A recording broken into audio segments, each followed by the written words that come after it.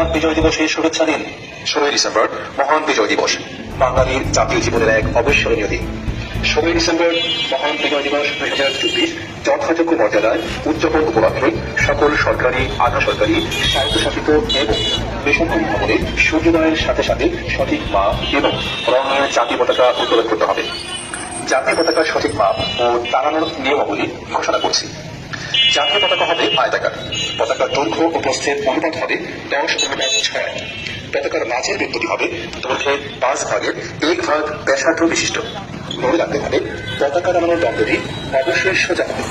জাতীয় পতাকা সঠিক মাপে উত্তোলন করতে হবে। কোনোভাবেই ছেঁড়া, ময়লা, বিবর্ণ ও বাঁকা দণ্ডে উত্তোলন করা যাবে না।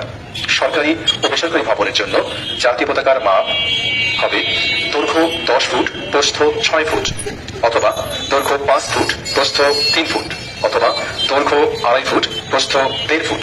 প্রচারে জেলা তথ্য অফিস, মাদারীপুর, গণযোগাযোগ অধিদপ্তর, তথ্য ও সম্প্রচার মন্ত্রণালয়।